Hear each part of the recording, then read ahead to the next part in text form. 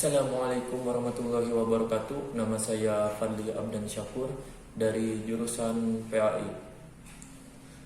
Dan di video kali ini saya akan menjabarkan sedikit tentang metode pembelajaran bahasa Arab untuk siswa sekolah baik di tingkat SD, SMP, dan juga SMA. Simak videonya ya, teman-teman.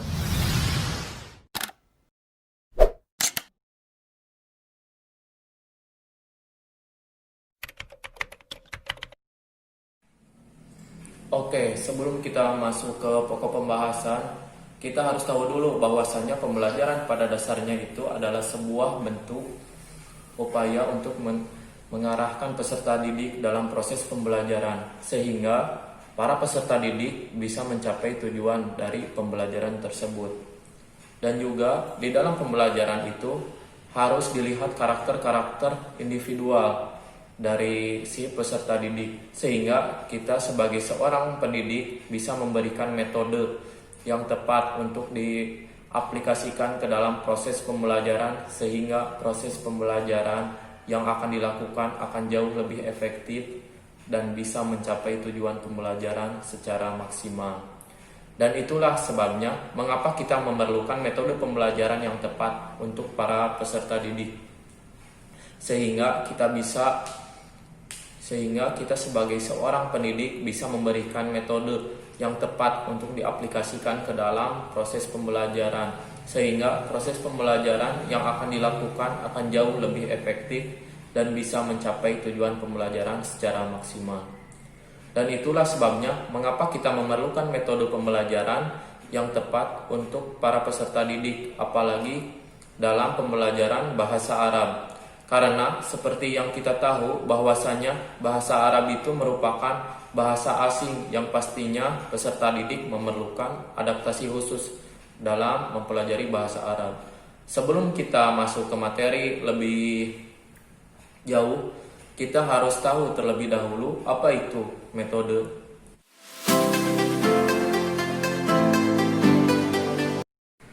Metode pembelajaran dapat diartikan sebagai suatu proses penyampaian antara si pendidik kepada peserta didik secara sistematis dan terstruktur. Dengan tujuan untuk mencapai tujuan pembelajaran yang maksimal, seorang pendidik harus dapat menerapkan metode yang tepat kepada peserta didiknya sesuai dengan kebutuhan-kebutuhan yang diperlukan oleh peserta didik.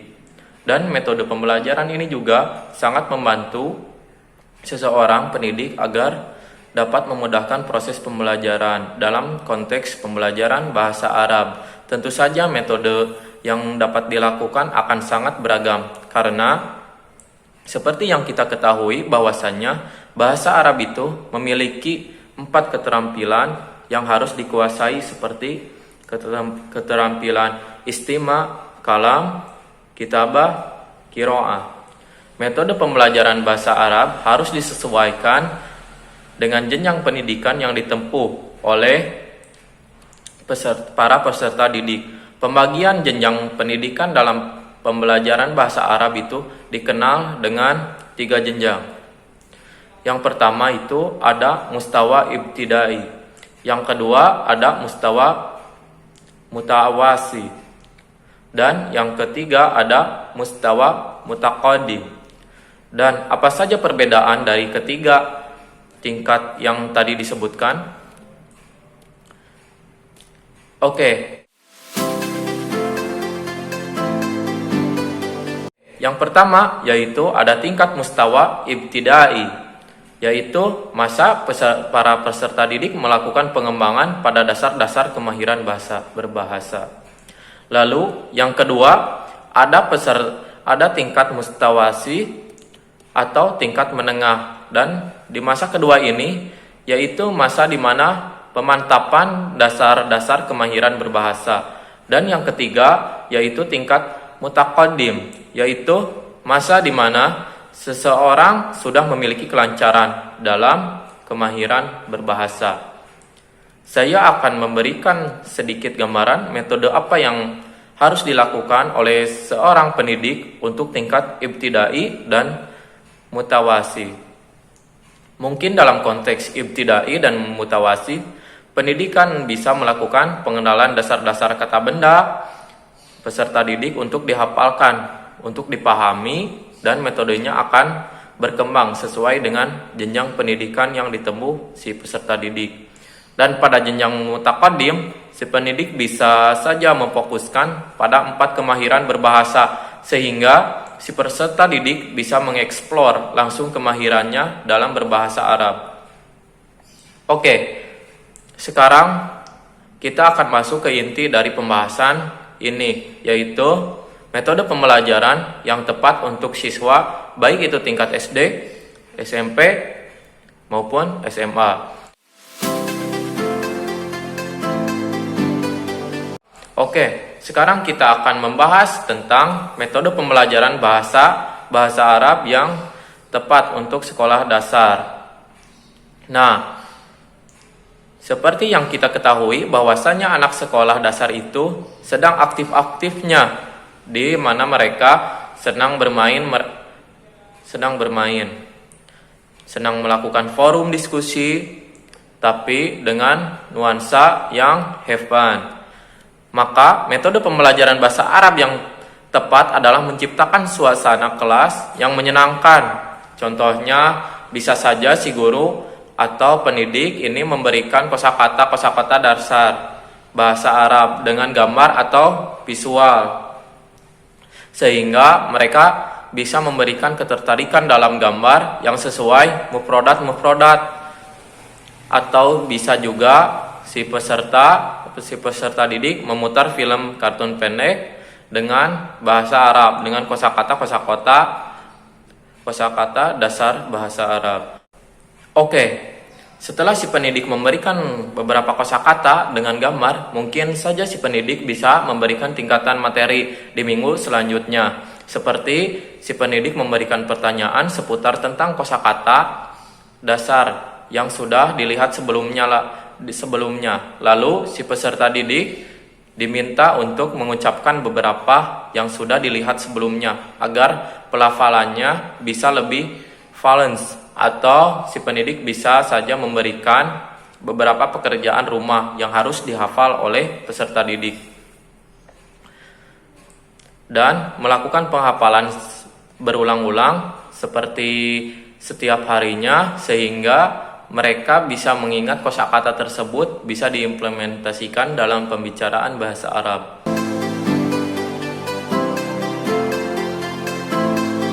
Oke, sekarang kita beralih ke pembelajaran bahasa Arab tingkat SMP atau untuk tingkat menengah. Untuk tingkat SMP mungkin kita harus mengupgrade sedikit metode pembelajaran yang tadi sudah kita implementasikan dalam siswa sekolah dasar. Dan tingkat SMP ini mungkin saja si pendidik bisa melakukan metode seperti perumpamaan atau metode antal atau metode nasihat, yaitu memberikan informasi tentang penggunaan kata yang baik dan tidak, atau bisa memberikan metode berpikir reflektif, di mana metode ini itu mengkaji tentang pengalaman yang dialami oleh peserta didik dalam konteks pembelajaran bahasa Arab. Dalam pembelajaran bahasa Arab, mungkin saja si guru bisa memberikan kosakata dasar atau kosakata lanjut, dan si guru bisa meminta peserta didiknya untuk bermain peran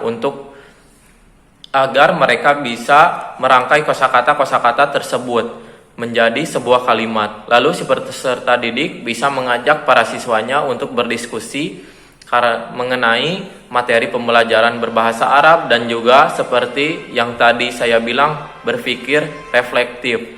Guru bisa saja memberikan kesempatan untuk para siswanya untuk bercerita tentang pengalaman mereka dalam pembelajaran bahasa Arab.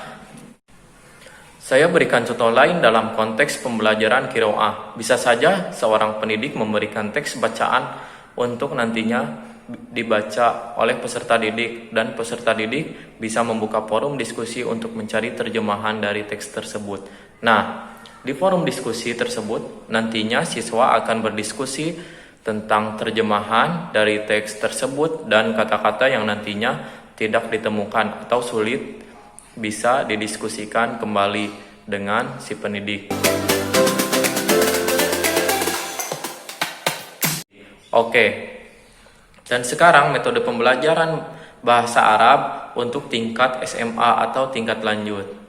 Nah, dalam metode pembelajaran bahasa Arab tingkat SMA dibagi menjadi dua metode. Metode yang pertama itu ada metode konvensional atau metode tradisional, dan yang kedua ada metode pembelajaran kooperatif.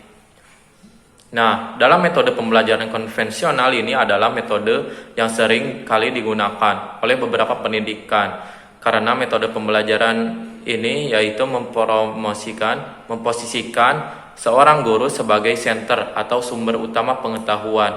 Nah, di mana dalam metode ini guru mentransfer pengetahuan atau transfer of knowledge, sedangkan siswa mendengarkan materi yang disampaikan, selalu mencatat sebagian yang sekiranya penting dan kemudian menghafalnya dan memahami materi tersebut. Lalu selanjutnya ada metode pembelajaran kooperatif, di mana dalam metode pembelajaran ini siswa belajar dalam kelompok-kelompok kecil atau forum diskusi, di mana di dalamnya nantinya siswa akan bertukar pikiran dan mengasah kemampuannya dalam pelajaran bahasa Arab. Nah, hal ini dilakukan dengan tujuan agar siswa dapat saling membantu satu sama lain dan dapat memahami materi secara kompleks, dapat mengasah pola pikir kritis dalam pembelajaran bahasa Arab. Dalam pembelajaran kooperatif ini ada 5 unsur. Ada 5 unsur penting yang harus dibangun di dalam aktivitas pembelajaran. Yang pertama itu ada positif interdependensi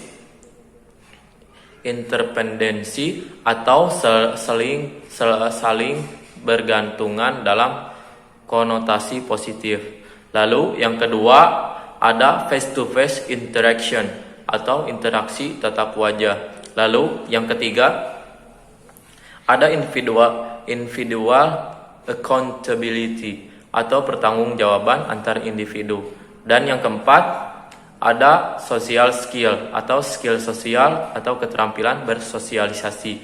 Dan yang terakhir ada group debriefing atau evaluasi para kelompok. Nah, itulah beberapa metode pembelajaran bahasa Arab yang nantinya bisa diimplementasikan dalam siswa atau jenjang pendidikan sekolah dasar, sekolah menengah pertama, atau sekolah menengah atas.